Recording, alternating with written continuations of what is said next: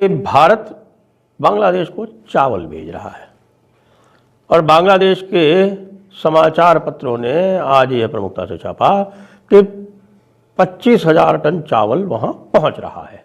खाने को खाना नहीं है तुम्हारे पास, चावल है नहीं इनके प्लेट में, चावल की भीख मांग रहे हैं, फिर रिबेल कर रहे हैं। जब भारत से पंगे लेने हैं, भारत से मालिक थोड़ा सा चावल दे दीजिए। हाँ। एकदम चल रहा है कि मालिक दे दीजिए थोड़ा सा। हाँ। और उसके बाद जो है नहीं तो पेट नहीं भरेगा हमारा रात में। आज हाँ। थोड़ा सा बचा हुआ है, 11 टन या कुछ ऐसा बचा हुआ बस थोड़ा सा। हाँ। हालांकि भारत सर एक ये है कि भारत मान क्यों गया सर ये चावल देने के लिए? पाकिस्तान और बांग्लादेश दोनों को क्या चाहिए? स्टेबिलिटी चाहिए, इकोनॉमिक स्टेबिलिटी।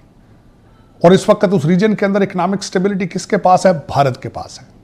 जंगल में रह के शहर से बैर नहीं करना चाहिए। आजकल जो शहर है ना वो पूरी दुनिया, हाँ वो इंडिया बना हुआ है, तो आप इंडिया के साथ बैर लेंगे तो उसमें आपका अपना ही नुकसान है। देखिए इंडिया के साथ मिल के चलते रहते, इंडिया को जो भी मामला आते हैं उनके साथ मिल बैठ के चलाते रहते।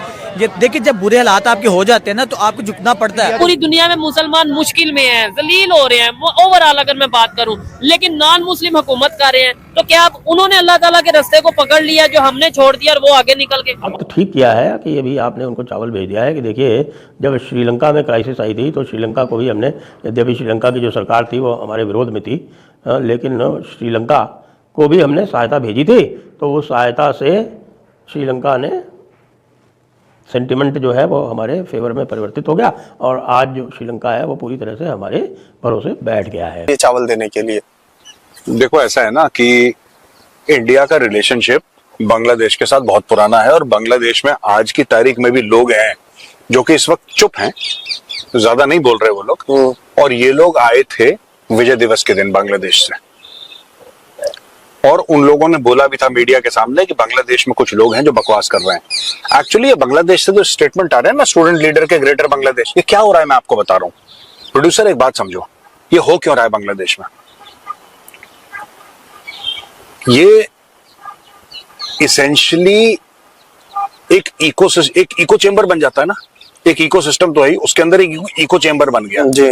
लोगों को यही सुनने में बड़ा मजा आ रहा है।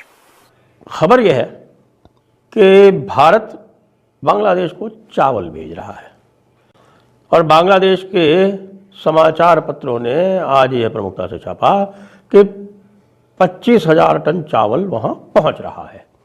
और तो ये जो चावल भेजा गया है इसके लिए जो दूसरा एक हमारे यहाँ विद्वान वर्ग है वो कह रहा है कि नहीं ये बहुत ठीक किया है कि ये भी आपने उनको चावल भेज दिया है कि देखिए जब श्रीलंका में क्राइसिस आई थी तो श्रीलंका को भी हमने, यद्यपि श्रीलंका की जो सरकार थी वो हमारे विरोध में थी, लेकिन श्रीलंका को भी हमने सहायता भेजी थी। तो उस सहायता से श्रीलंका ने सेंटिमेंट जो है वो हमारे फेवर में परिवर्तित हो गया और आज जो श्रीलंका है वो पूरी तरह से हमारे भरोसे बैठ गया है। मालदीव के बारे में भी यही कहते हैं कि साहब देखिए कि मालदीव को हमने जो है वो बहुत हार्श ट्रीटमेंट नहीं दिया, उनका टूरिज्म तो हमने समाप्त कर दिया लेकिन हार्श ट्रीटमेंट नहीं दिया, ऐसा कहते हैं। और इसलिए जो देखिए मालदीव जो है वो चीन की गिरफ्त से निकल के वापस हमारे पास आ गया, तो इसी तरह से बांग्लादेश भी हमारे पास आ जाएगा। तो पॉजिटिव सेंटिमेंट जो है वो जनता के साथ रखना आवश्यक है। अफगानिस्तान का भी एग्जाम्पल देते हैं कि देखिए अफगानिस्तान को हमने गेहूँ भेजा क्योंकि वो गेहूँ खाने वाले लोग हैं, तो वहाँ उनको जब गेहूँ भेजा तो देखिए तालिबान जो है वो हमारे साथ कोऑपरेट कर रही है। अब ये जो पॉजिटिव आर्ग्यूमेंट्स हैं इनका यदि मैं विश्लेषण करूँ तो इनमें एक फंडामेंटल फ्लॉ है और वो फंडामेंटल फ्लॉ ये है कि भाई ऐसा है कि ये बांग्लादेश वाले जो हैं और जो पाकिस्तान वाले हैं, ये पाकिस्तान वाले भारत से दुश्मनी की बिना पर हमसे अलग हुए हैं। और ये जो सेंटिमेंट है ये सेंटिमेंट ना तो श्रीलंका में है, ये सेंटिमेंट ना तो मालदीव्स में है और ये सेंटिमेंट ना ही अफगानिस्तान में है। हम अल्लाह और उसके रसूल के रास्ते को छोड़ चुके हैं, अल्लाह और उसके रसूल के रास्ते को हमने छोड़ दिया, नॉन मुस्लिम ने पकड़ लिया जो वो आगे निकल। आपने ये बोला ना, मेरी बात को समझिएगा, मौलाना साहब से मैंने क्वेश्चन किया, शायद उन्हें फंस गया है या क्या मसला है मुझे बताएं। आपने बोला कि पूरी दुनिया में मुसलमानों ने हुकूमत की, मैंने मान लिया।